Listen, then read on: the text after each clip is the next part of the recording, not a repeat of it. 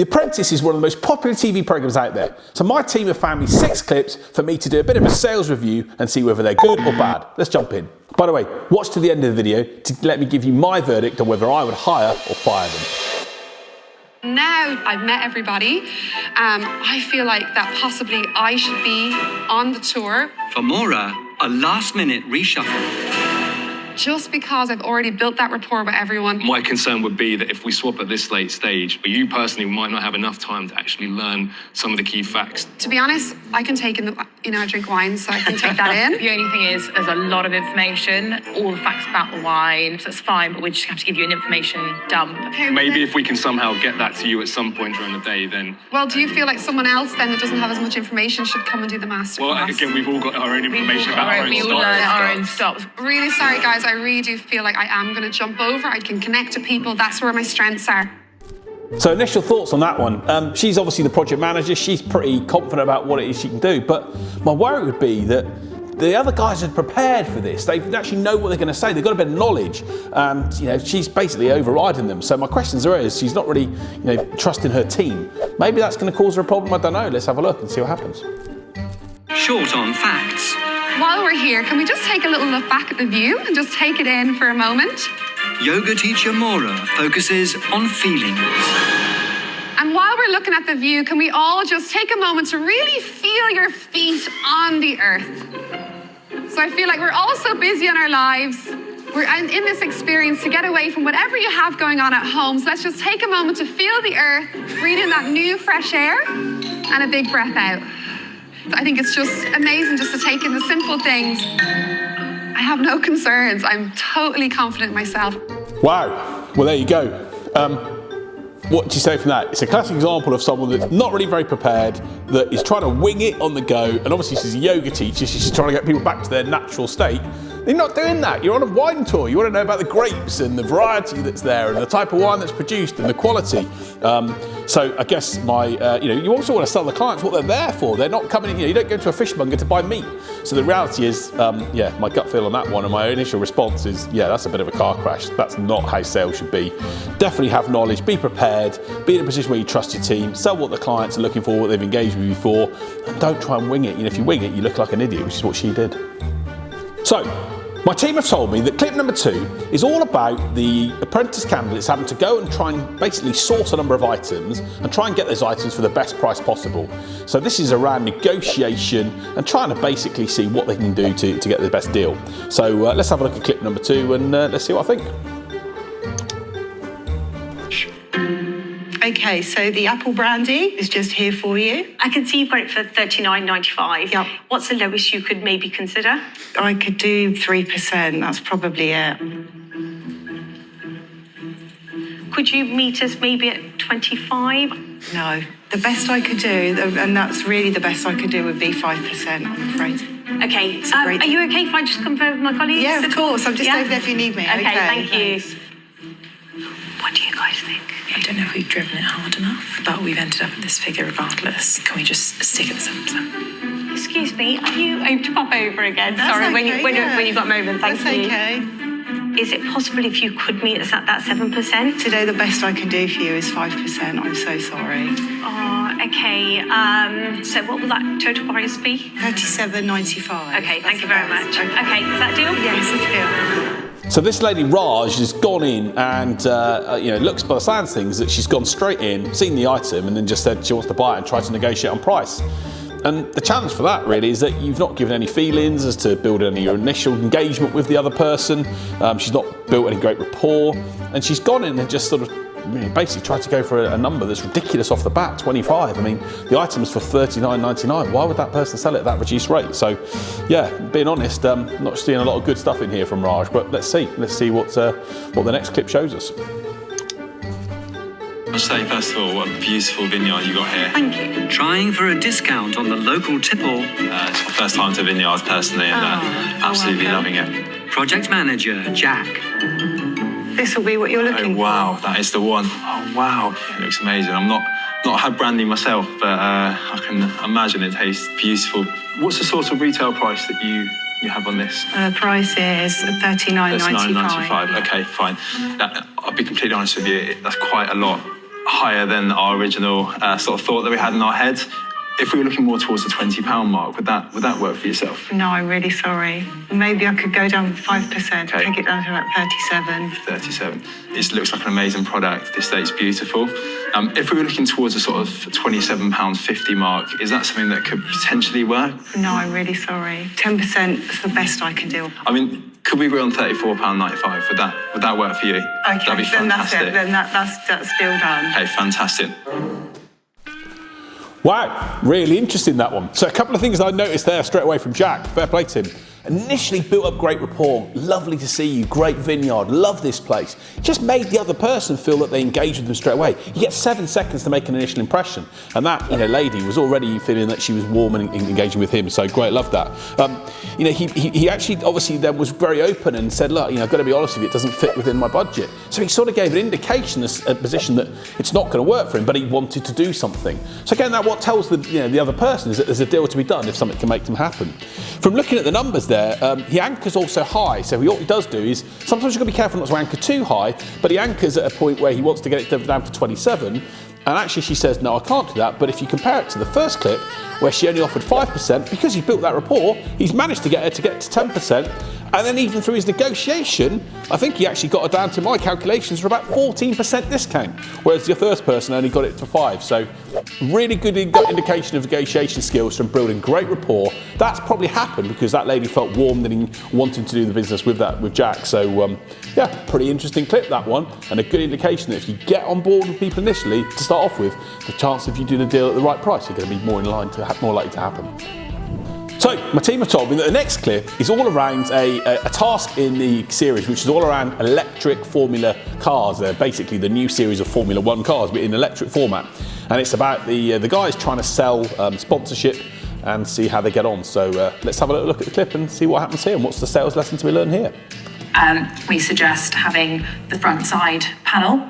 Now, they are sort of our premium spots. Their starting price is at 8 million. So And I'd just like to reiterate the point, if you don't mind. We actually want to create that iconic sports partnership. So they're thinking Tata with Formula E. That's still more than we're expecting just for the side panel. what other parts of the car were you looking at? I think the front wing would be kind of interest to us. The front wing would be another 20 million. We'll make it 8 for the front side, the front wing, and the dam. We really believe that in a year's time, you'll be really pleased with the exposure. We are really going to be adding value into this deal. We can move to 9 million. 9.8 and we're done. Okay, let's agree in principle. Perfect. Wow, what an interesting clip. So a couple of things I took from that. The lady that was preparing the conversation actually was pretty, quite a nice presentation format. It was really interesting. The bit I think was Phil talking over his colleague. You could really see that he was talking over, and that to me tells people that they've not got any self-control. One of the key things in sales that we have to have is if you're not going to say something valuable or useful in a conversation, then shut the F up. Stop talking about stuff when you don't need to. And when I looked at what he said there, it didn't add any value. He was just trying to mansplain over his colleague, and that just didn't do any good. So from my perspective, the reality is if you're working in a sales environment and you've got team members there, work together. Don't work along against each other. It's going to make you look like a bunch of idiots. And it may even start to mean that the deal you give to the client isn't going to be as good as it could be. So yeah, overall, I'd be a bit like, Phil, you need to shut your mouth. Learn that issue of self-control, and you're going to be in a better position. If you can't add anything of value that's going to make a difference to the person, don't say anything at all. So clip number 4, my team tell me, relates to the same task. And it's all about making sure that they can present their findings to an audience of some significantly senior business people. Let's have a look at this clip. As my colleague Paul mentioned, global warming is one of the biggest mass things that are happening. There are a lot of things that, the only way that we can challenge, that we can drive that change starts from what we do. From 2015 to 2021, those 7 years have been recorded as the most hottest due to global warming. So it is really, really important as part of our ethos, as part of our brand, that the reduction in air pollution is something that we want to drive going forward. So I think this is Feluso, if I've got her name spelled correctly, and it's a really difficult one, this, because I'm not going to hang someone out to dry in a sales situation, because you do get nervous times when we don't get our lines right and it doesn't go well. But it is also a good indication that we have to practice our pitch. It seems there, she may not have had much time to do it, but she's got a big audience in front of her and she doesn't really know what she's going to say. And the only way to overcome that is to practice it, or if you don't think you're the right person to do it, you think someone's more confident to be able to give that presentation, then give it to a colleague. Ultimately, it's the team result that matters, not what you do. The other key thing that I'd say there is also know your audience and keep it really simple. Your audience there looks to be a group of senior business people.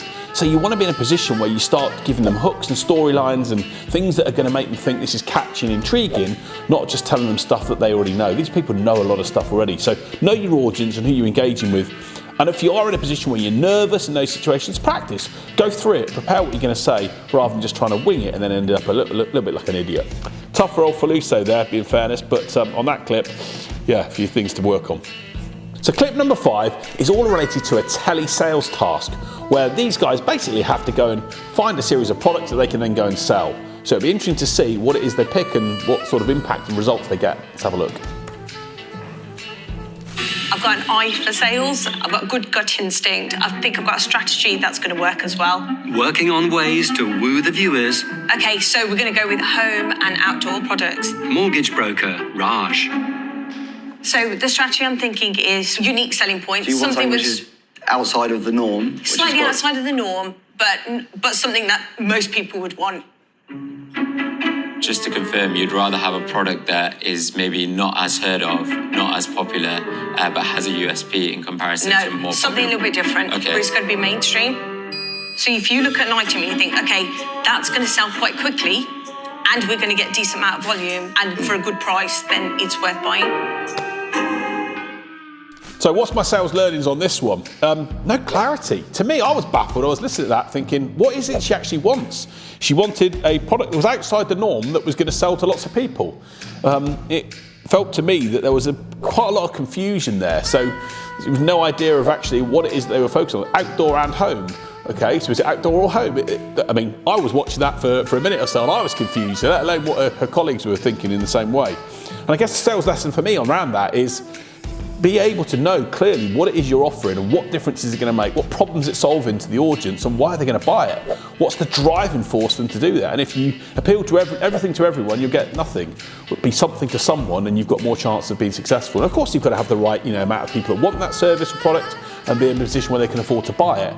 But yeah, if you're starting to become brief and it's starting to become completely random and all over the place with regard to the choices you make, no wonder people aren't necessarily going to give you a clarity on what you're looking for. So yeah, overall on that case there, Raj, I think even though, and by the way, you said you had an eye for sales at the start.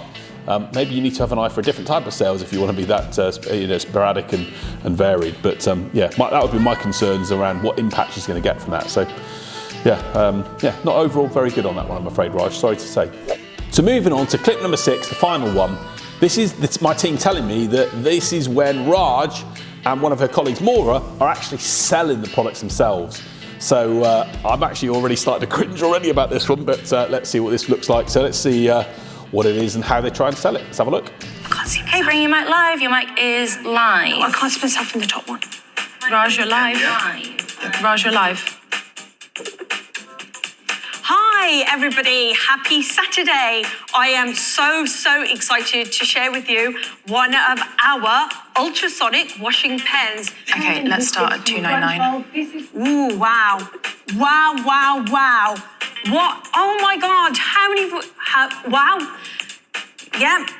I'm getting word that the price is going to be dropping to $1,499. I'm hearing now the price is dropping and we're dropping down to, wow, $1,499. Oh my God, that's incredible. Tell us to give some anecdotes, tell a story. Talk about children, grandchildren. So we're just about to go out for dinner and your children say, I want a quick chocolate bar. No, don't have chocolate. You're going to get it on your white t-shirt. What do? They put the chocolate down their top and it's marked. No callers on the lines at the moment. Final price in 20 seconds. You've got 20 seconds to secure. Don't get caught in the queue. Just don't get caught in the queue. Yeah, the line's getting blocked now. 10 seconds. 10 seconds. Go phone it quickly. We're going to lose this. Don't lose. What's it going to be with the final price? $99.99 is your final price. No, it's not. No, it's not. It's going to be final price in 1 second, which is $49.99. Wow! Oh, is that a joke? No. How many wows did Raj say then? Wow, wow, wow. Wow, indeed, Raj. Look, I'm not going to be harsh on this one again. Look, she's in a pressurised situation, and it is difficult when you're doing those sort of sales elements. But I guess the big thing for me there that I wrote down here was that a couple of things I didn't see.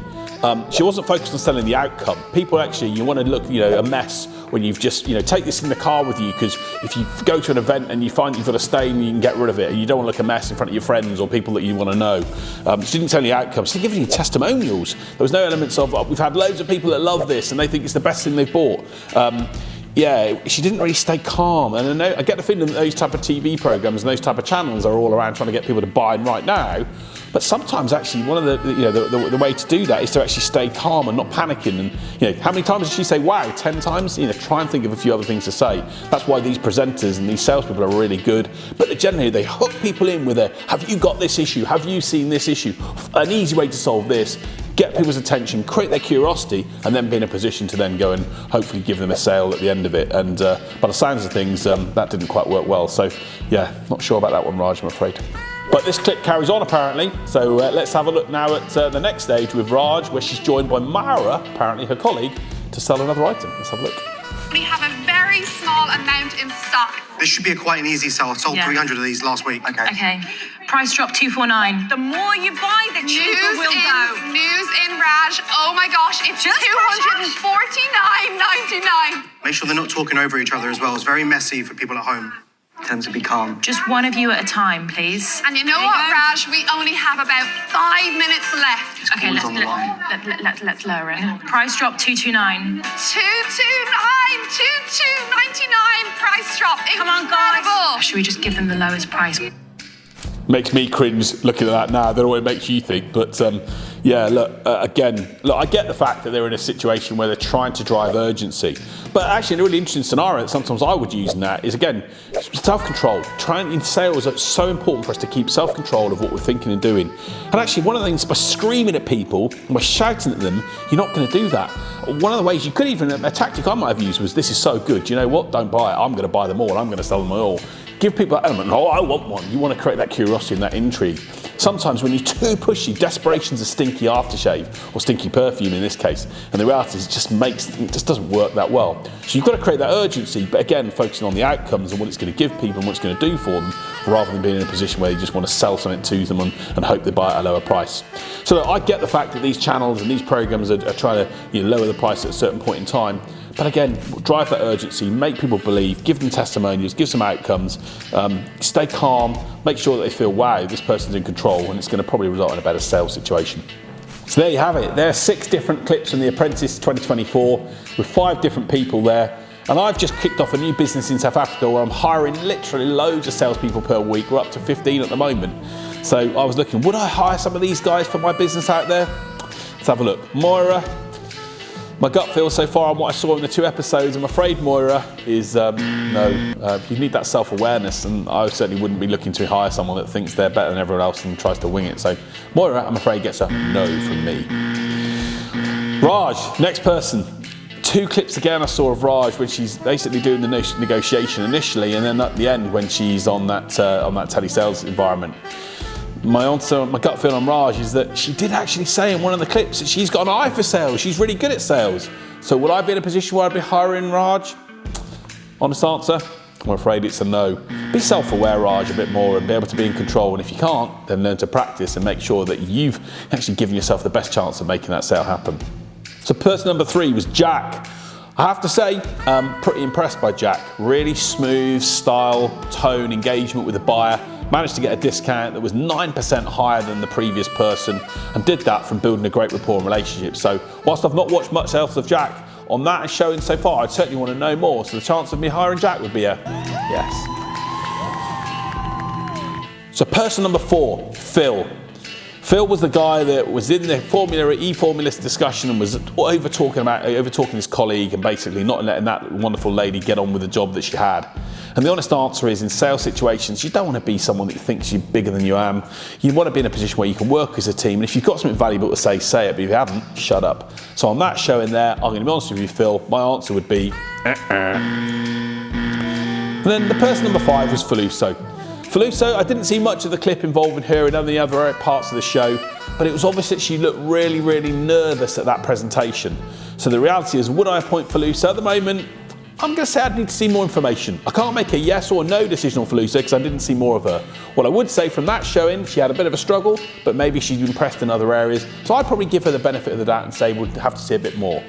So those are my views on what I think and whether I'd hire them or not, but what do you think? Put it in the comment section below. Out of the 5 people I've talked about there, who would you hire, who would you say yes to, and who wouldn't you say yes to, and what would your reason be for that, from what you've seen in those clips, or maybe from watching The Apprentice over the course of the last few months? The key thing is, it's understanding what skills one of these guys have got, and of course it's a TV show, we know that, and the reality is that the TV cameras will make sure it looks bad or worse, or as it maybe does, but the reality is, from what I've seen, those are my thoughts. But what are yours? Let me know in the comment section, and let's see if we can try and identify, maybe even get one of these guys on to tell us what happened in those real situations. As a final reminder though, bear in mind, I'm only seeing parts of those clips and I'm only seeing part of what the BBC editing team wanted to show.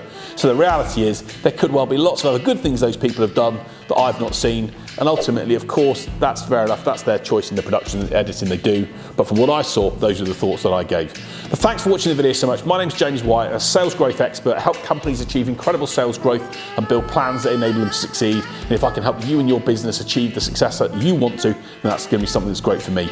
So thanks for watching the video. Please like, subscribe to the channel, share it with other people, and then make sure I can get more videos through to you that can help you get incredible sales growth and results. See you next week.